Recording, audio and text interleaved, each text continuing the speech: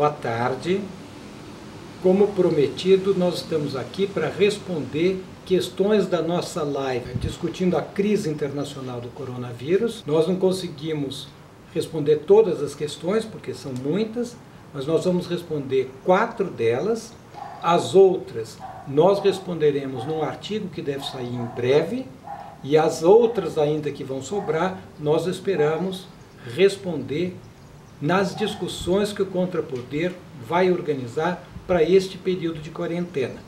A Laura perguntou: Plínio, tu enxergas a situação de crise estrutural, econômica, social e política atual de uma reversão colonial do Brasil como também uma abertura para um momento de potencial insurgência e momento revolucionário? Sem dúvida nenhuma, né? Nós estamos assistindo um processo histórico de longa duração que eu chamo de reversão neocolonial, que no fundo é a redução sistemática, o rebaixamento sistemático do patamar mínimo de civilização conquistado pelo povo brasileiro ao longo dos seus 500 anos de história. Então nós estamos assistindo o quê?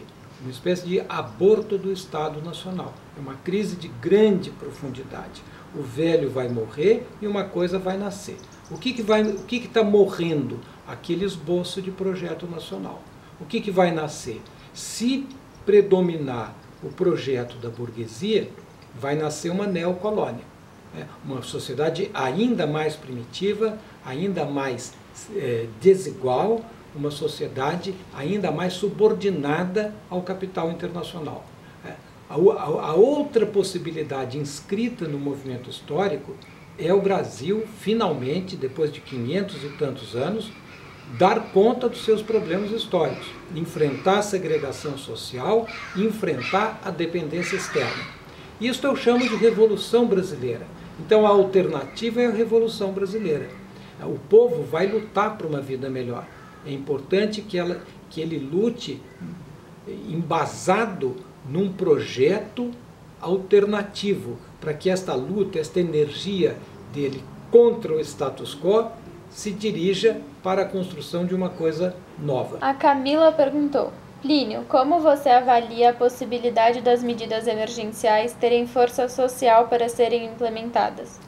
Como tocá-las a despeito da direção que o PT ainda tem no movimento operário? Então, são 2 questões aqui, né? A primeira é: qual é a capacidade do movimento social influenciar as medidas emergenciais que vão ser tocadas neste período de dupla crise, uma crise de saúde enorme, inédita na história do Brasil e do mundo, né? E uma crise econômica muito profunda, a maior crise econômica da história do Brasil, da história moderna do Brasil. Então nós temos estes 2 problemas.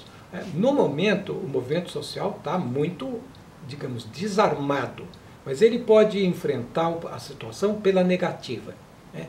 Ou seja, evitando, protestando, não permitindo medidas que sejam antissociais, que sejam extraordinariamente autoritárias, né? E para isso nós temos algumas armas. Umas delas nós já usamos esta semana e vamos usar logo mais no dia 21, que é o panelaço.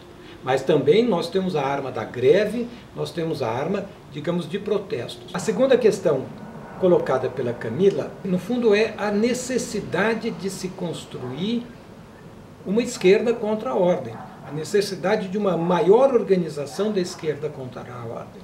Enquanto isso não existir, as nossas ações serão sempre reativas e negativas, mas nós não teremos capacidade de propor uma alternativa. E para a gente estar na política, nós temos que ter um programa, senão a gente está no programa de quem já tem programa. E isso exige, digamos, a superação do programa democrático popular e a construção de um outro programa que, na minha opinião, deve colocar na ordem do dia a necessidade e a urgência do socialismo. Esse é um outro debate complexo que nós vamos tratar de enfrentá-lo de maneira mais sistemática nesta nossa quarentena forçada. Praxis Marx perguntou: Plínio, como você enxerga o caso da saúde pública brasileira? Levando em consideração que desde o nascimento do SUS vivemos com subfinanciamento crônico e atualmente com desfinanciamento pela EC 95, estatização total do SUS seria uma saída? Sem dúvida nenhuma que para ter saúde pública não pode ter saúde privada. Esse é um pré-requisito, digamos, número 1, e essa é uma falha original, né, da organização da saúde pública no Brasil. A ideia de que conviveriam dois sistemas, o público e o privado. Para ter saúde pública não pode ter saúde privada. Se não existisse saúde privada, eu garanto que a saúde pública seria muito melhor, porque a elite, a plutocracia brasileira, teria que ir a hospitais públicos e exigiria bons hospitais públicos. O sucateamento do SUS, ele vem, né, de longa data. Ele se manifesta, como você falou, pela asfixia financeira, então nunca tem dinheiro, né? A ideia do SUS é uma, o SUS ideal é um, mas o SUS real é outro, né? É um problema, na verdade, que está posto em todos os aspectos sociais da Constituição de 88. A ideia é boa, formalmente a coisa é boa, mas na prática a realidade é diferente. Então, isso tem que ser enfrentado. E só pode ser enfrentado com uma mudança profunda na prioridade do Estado brasileiro. A prioridade tem que ser o bem-estar da população e não os negócios. E este é um problema que vem lá da origem do Brasil. O Brasil começa como uma colônia subordinada aos negócios.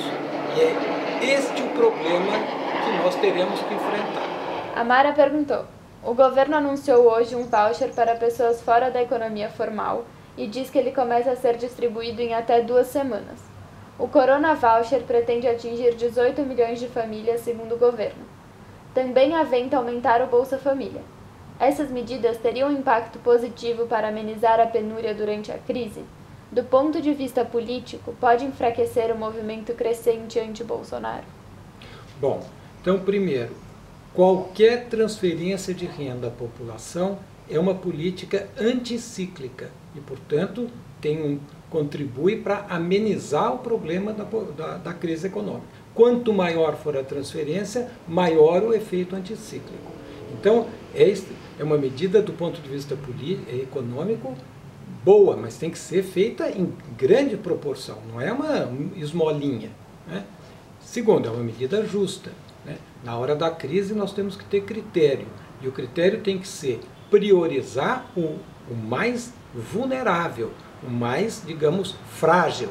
Então, não há dúvida nenhuma que montar frentes de trabalho, né, logo depois que o epicentro da crise do coronavírus se for, e durante o período, transferências, mas de grandes volumes de recursos.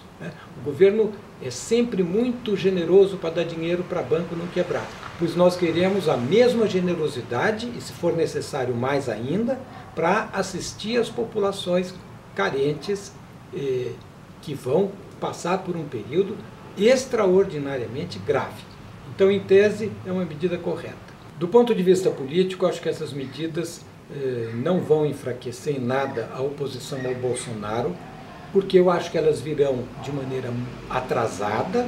O governo não tinha que estar aventando nada, ele tinha que estar apresentando resultados, né?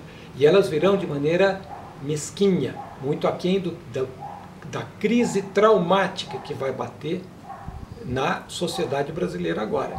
Então eu acho que não, ao contrário, eu tenho uma convicção muito grande que o Brasil passa por 2 crises de grande envergadura, que vão traumatizar a sociedade brasileira e que vão trucidar o governo Bolsonaro. De qualquer maneira, nós vamos ter aqui um período de reclusão, não se sabe de que tamanho, né? Uns dizem que mais curtos, outros dizem que mais longo, mas de qualquer maneira nós vamos poder observar o tamanho da crise e as medidas mais adequadas para enfrentá-la, né, neste nosso período de quarentena.